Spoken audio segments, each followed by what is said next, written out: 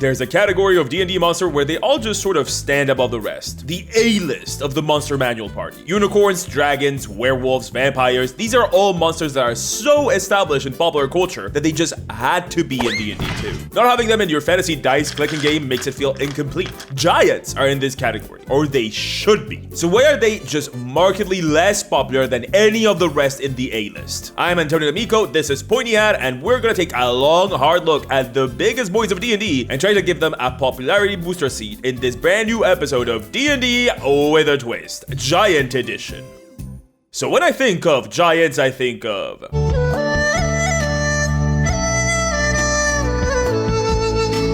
Giants are the monster for those living in the limbo between 5'11" and 6 feet, and the ones with interesting tastes.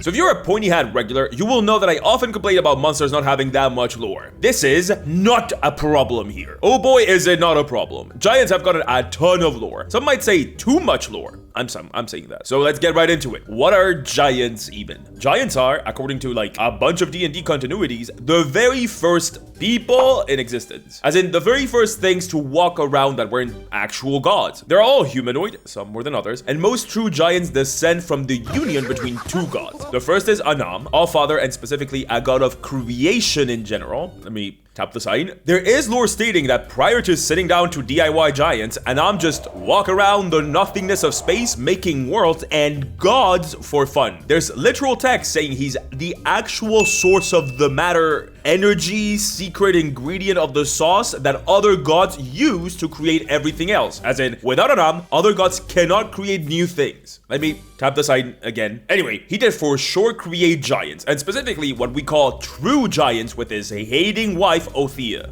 or Othea, we just don't know. A literal sentient mountain and goddess of getting around a lot.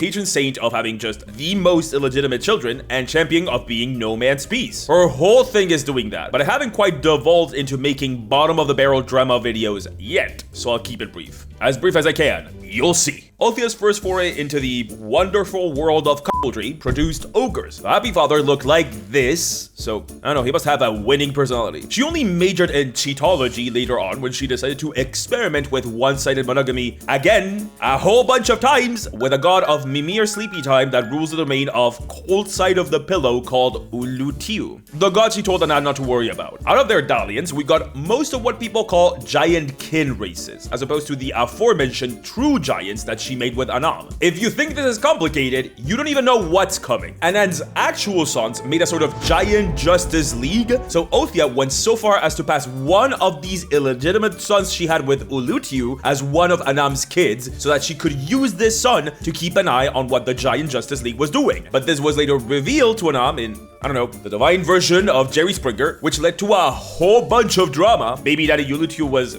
forced to pass away, which greatly angered the goddess of cheating, which meant that she didn't want another kid with Anam ever again. But that did end up happening, but it took a long time. Okay, enough fantasy telenovela. You get the gist. The most important part to remember is that Anam and Othea made the giant Pantheon Justice League, from which true giants come from, and Othea and other helpful assistants made Giantkin. There are 6 members of the Giant Pantheon. 7 if you count Heartkiller. 6 if you count Heartkiller, but you don't count Dunmore. Who cares? Who's counting? Certainly not me. But we'll get into true giants later on. Let's put a pin on that. The second most important bit to remember after you get past the divine cheating scandals to end all cheating scandals is the war.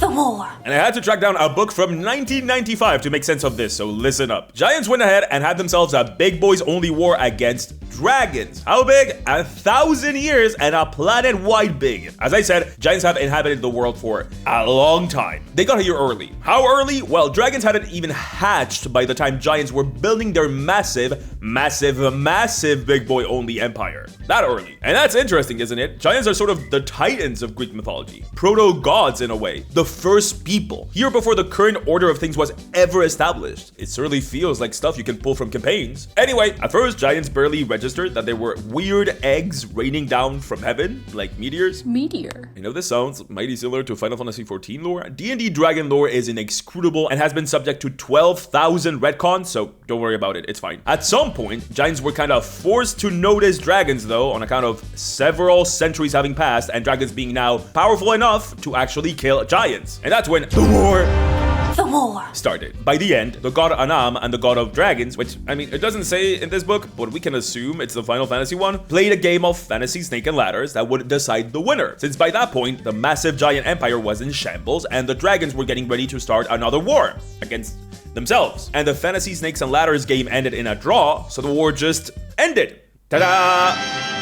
It's at this point in the timeline that Anam learned that he was in fact not the father, and his wife had in fact given birth to like a whole bunch of giant kin, one which Anam thought was his. Anam then leaves, like, the planet. The specifics of why are 1, not known for sure, and 2, extremely complex when it comes to the theories as to why. They involve a lot of like Anam negotiating with Othia to keep a baby and worse things. So yikes. Anyway, as I said, I'm done with the Jerry Springer stuff. All you gotta know is that Anam left. The giant empire was no more, and giants have been waiting for their god to come back from his trip to the great gas station up in heaven ever since. Okay, that's the lore primer. This was the worst lore recap I've had to write so far. This is what I get for complaining that monsters could use more lore. That's a whole bunch of creation myth, but what about culture? Well, we also get a ton of info on that. Yippee. But I bet you thought this video wouldn't have a free subclass. I only give you those on class videos, right? Well, what about a barbarian subclass all about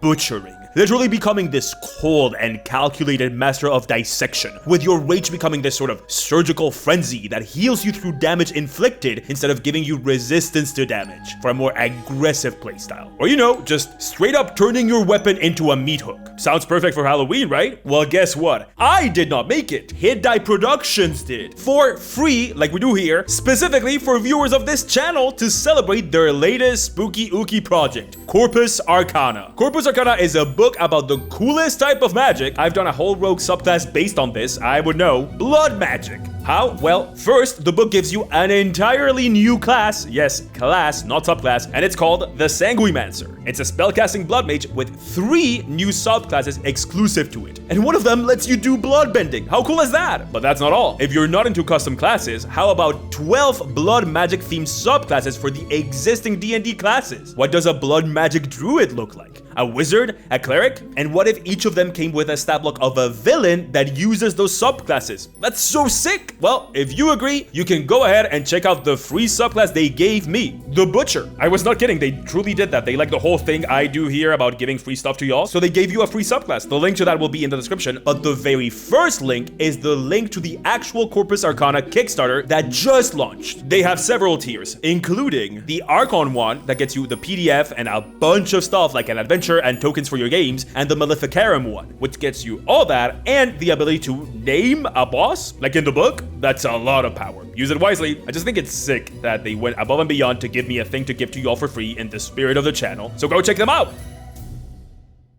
And now that we're sufficiently blood magicked, I guess, let's get on with giant culture.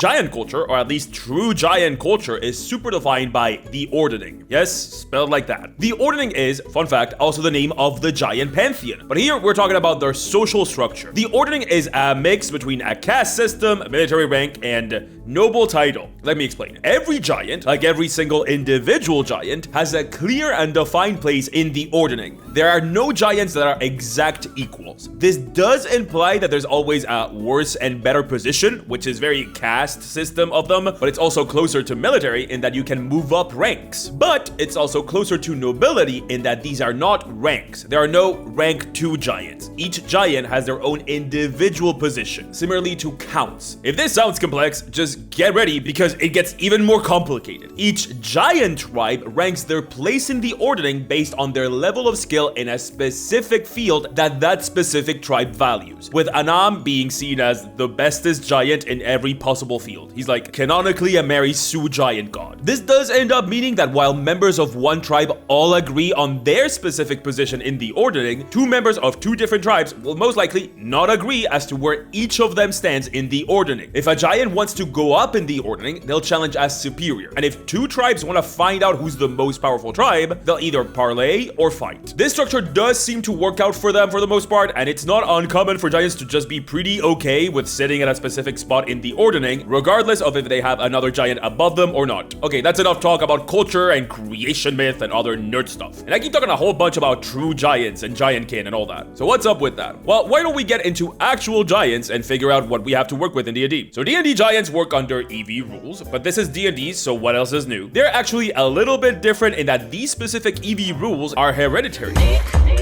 The type of giant depends on which children of Anam they come from, making all giants kind of part god if you think about it. Interesting. Foreshadowing, if you will. Anyway, there are 1,000 of these guys, so we're doing the greatest hits here. Sorry that I didn't talk about the Arby's giant. First up, storm giants. Sort of the poster boys of giants and specifically true giants. D&D has a Nordic adjacent aesthetic going on with giants, and storm giants sort of mix this up with ancient Greece, I think? Okay, they have the long white beard and hair and sometimes horn helmet of Vikings, but a bunch of them are always ready for a toga party too. They're the tallest of the true giants, not counting titans, at around 8 meters tall, or around 5 refrigerators tall for those with a vendetta against functioning measuring systems. They are sort of the Vaporeon of the group, but they're also heavily wind-coated, so, you know, a storm. There go the name. They're amphibious, but they can also call lightning and airbend and stuff, and they also have a whole Zeus thing going on with throwing lightning around. Culturally, they are nice in general. The Ordning is a great example of blue and orange morality in that those that follow it very much have a moral code, but that moral code is very much not the normal human one. Because each tribe interprets the Ordning differently, this means that there are as many definitions of what is good and what is bad in giant society as there are tribes. Storm giants have a view of morality that kind of aligns well with people, normal people, which makes them good guys in most of the stories they appear in. Culturally, they are Minecraft experts and basically built the great giant empire of the past, and now have to put their penchant for masonry to good use by building a whole bunch of castles on top of mountains or literally under the sea. Remember, Vaporeon coded. Okay, fun fact time, storm giants can force you to become a fish.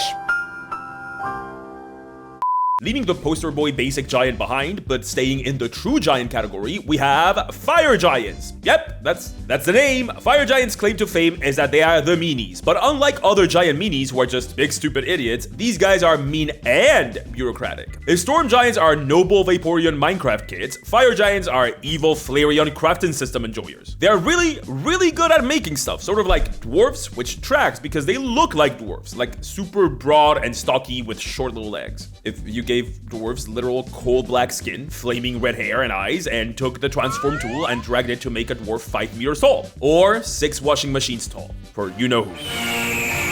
Okay, I feel like I'm ignoring the elephant in the room. This is just Short King Ganondorf. And I won't stay silent. Culturally, other than living in Gerudo Valley, fire giants love to live in volcanoes. Once again, EV rules. They build cities underground and in volcanic caves and have like a really organized society and stuff. Except everyone is evil because alignment. Fun fact time, the guy in the 2014 Player's Handbook, a fire giant.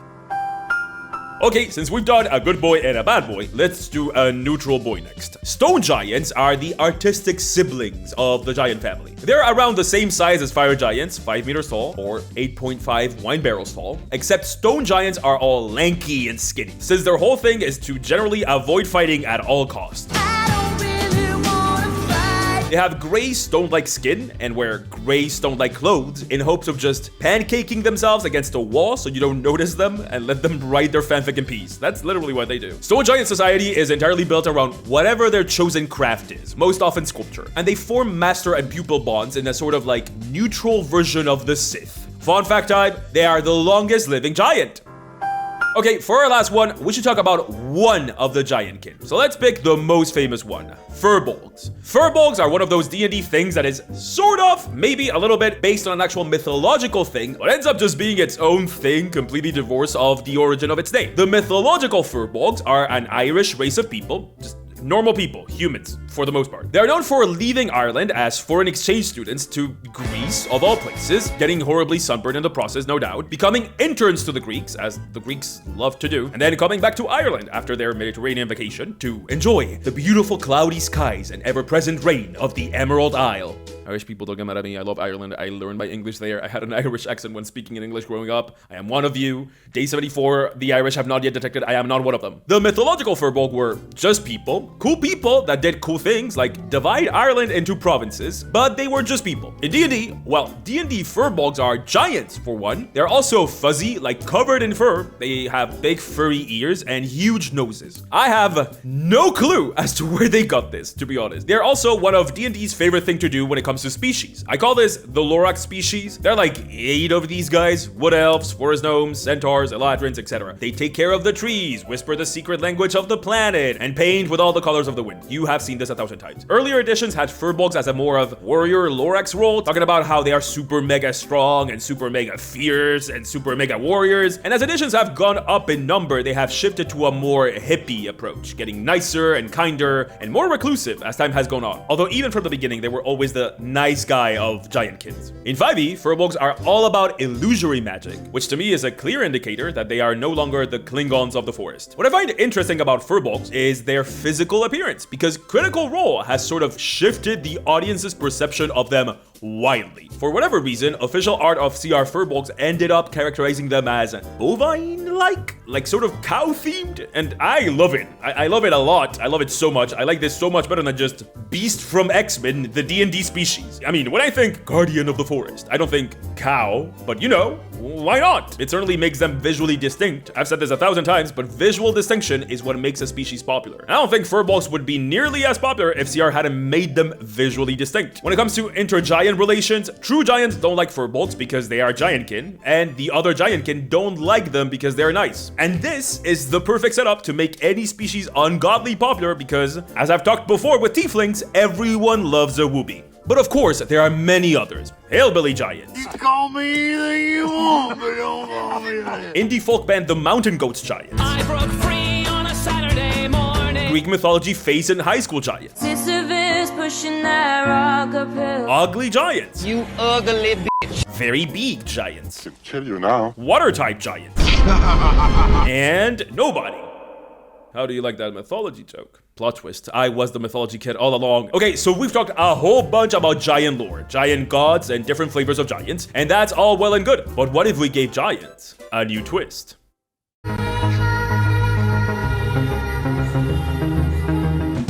So giants are a weird case when it comes to monsters in that they've gotten an inordinate amount of love from the beachy wizards themselves. They've gotten a whole book, they've gotten a downright silly amount of lore, they've gotten like 34 variants and sub-variants, and yet it feels like they never have managed to actually crack that emblematic D&D monster niche that dragons, beholders, and mind flayers are sitting pretty on. I'm sure there are many giant-loving freaks in the audience right now. Giant-loving freaks make some noise, but I can't help but feel like they feel less exciting than the monsters they are up against to most people. And I have a theory, game theory if you will, as to why. I think this problem is deceptively simple, and I don't even think D&D is to blame. As I said, they've done a whole lot to help these big boys stand up. I think the problem is that giants are just guys. Big guys, but guys. They're just guys. You can give them manic panic hair dye and tell me they love to eat through their nostrils or whatever other obscure lore, but really at the end of the day, they're just guys that look like guys, funky or otherwise. The fact that their society is not that dissimilar to something you could theoretically find in human society also doesn't help. Sure, the ordering is unique, but it's not infect humanoid with tadpoles so that they transform into one of you and join the hive mind unique. Or make thoughts into reality to propagate your own species unique. I think they feel too ordinary, too much like people, just big people. This is rough because they have some of the most developed lore out of all D&D monsters, which is a rarity. I cannot explain to you how much of a rarity it is to get this amount of lore. And they just got an XP species as a core species. Goliaths are now PHB and more connected to giants than ever. Bottom line, I think that giants are just not that exciting to the majority of the D&D player base as other weirder monsters because they're just big dudes. So, what do? How can we make them exciting enough to base a whole campaign around? Like a campaign that people would actually want to play. How do we make them the center of a campaign? Well, hear me out. I am cooking. Come watch me cook. What if we zero in on the essence of what makes a giant giant? What if we concentrate on the biggest thing about them? Get it? Anyway, to make them more appealing, for DMs to put them in their stories and players to build PCs around them. So what is a giant's essence? Well, it's stupidly simple. They are big. That's it. That's the essence. So what happens if we take that past its logical extreme? What if we made giants into planets? A giant's life can end in many ways. Facing the maws and breath of a dragon, the steel and spells of an adventuring party, or as the hands of another giant tighten around their neck, snuffing out their life forever. But even if giants' lives can end, it doesn't mean they have to. Giants contain something all other species do not have, and that is pure, unadulterated creation. Anam, their creator god, is the creator god of everything. He is the master of this substance, the raw material from which everything and anything is created out of, and he made giants in his image in more ways than one, the most important of which being the very material they are made of. Giants continue to grow throughout their lifetime, fast during infancy, and then slowly, until it becomes a crawl as it passes the century mark. But it never, ever truly stops. Unless prematurely ended, a giant's life will just continue on forever, and so will their growth. Past the first 5 centuries, all giants can expect to pass the 25 feet mark, but those that pass the millennium can reach heights up to 50 feet.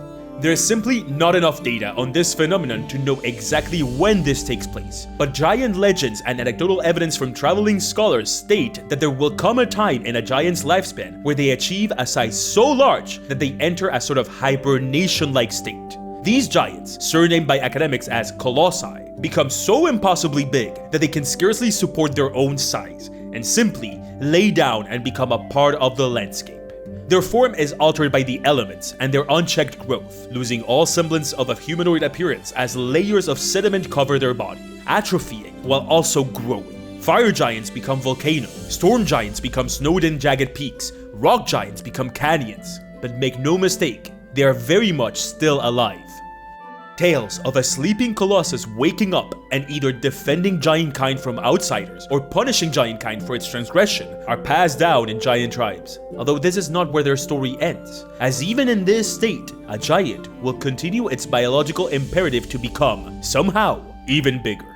Scholars of giant studies theorize that the next step happens in a number of ways, although no one alive has actually witnessed it. Some say that the Colossus becomes so impossibly large that the planet itself cannot sustain it, and its weight twists matter and gravity so strongly that the Colossus is transported through space away from the planet it resided in. Others, however, insist that the gift of Anan activates at this point, lifting the sleeping Colossus up into the sky, creating a floating landmass that will one day leave the atmosphere of this planet altogether. What happens after this is unknown, although theories still abound. It is said that most moons are colossi, forever asleep at this point, around the planet that birthed them. It is said that most planets are colossi themselves, giving birth to new giants that may one day grow into planets of their own. There are some giantess that affirm that the very planes of existence were, at one point, made by the same energy of creation, and were giants themselves. The subject is contentious, but one thing they all agree on is that there is absolutely nothing pointing towards the possibility of a colossus losing their sentience in this process. If they continue to grow, that means they continue to live. And if they continue to live, it means that somewhere, beneath the ground, every planet is alive, and it has a will of its own. They may sleep for aeons, but what happens if one wakes up? Okay, that's cool, right? I think it's cool. It really makes sense for giants, taking the thing that makes them what they are to the very extreme. But it works with the lore we have for giants, the whole Anan being the father of all creation and going around the universe willy-nilly creating planets and controlling the essence of creation, being the god of it and all. But it also unlocks so many storytelling opportunities because colossi have several phases to use them if you do want to use them in your stories. If you like the sort of living mountain stage, yes, with this lore, you can wake up a mountain and have a kaiju fight, but what about a planet where two colossi are growing at the same time, and they're locked in this unending war against one another, Xenoblade Chronicle style, which means that these two have never actually laid down like most colossi do. Because of the energy it takes them to move, they are so ungodly slow in this fight they keep having that entire civilizations have formed on top of their bodies, like basically two continents that are just two giants at war with one another. What if the people living in those continents are also at war? What if they're trying to kill the other colossus so so that the one they live on top of can continue to grow and they get to keep their home? What if there's a faction trying to kill both to end the war and live on top of their carcass? Or put both to sleep so they may both live forever? And what started the war in the first place? Imagine the possibilities. Or if you like the moon is alive angle, and if you would like to use the Colossi at their biggest, what if you reveal during the course of your campaign that the moon is a sleeping Colossus? And guess what? It's woken up. Something in the planet is making it stir. And not just stir, but drawing it nearer. Something is impeding the Colossus's rest and attracting it towards the planet, generating massive tidal waves in the process and threatening to actually collapse against the planet. What is doing that? I guess you find out if you play this. Or what if Anan left not because he was pissed at his kids, but rather because he was planning a round 2 of the Dragon and Titan Wars. And now he's back, except he's had enough time to cook several mountain-sized giants to wage war against dragons again. And all of these factions do not care even a little bit what happens to anyone else during this war. You're all collateral damage. Do you ally yourself with Anam and hope he spares you and those you love as you help him win the war? Do you side with Othia and the Giantkin? Do you ally yourself with the dragons as they form a truce between chromatic and metallic dragons to fight the Colossi? Come on, that sounds at least a little bit sick, you gotta admit it. And if you're a player and want to base your character around this concept, what if your warlock patron is a literal mountain, or the planet itself, or another planet, and they have you and hundreds of other warlocks on this planet because they're planning something? Interplanetary war in D&D. Spelljammer is quaking. But I don't know, man, if none of these speak to you, what if you want even more ideas? Maybe divide it in adventures, campaigns, and player character ideas. I don't know, just make some.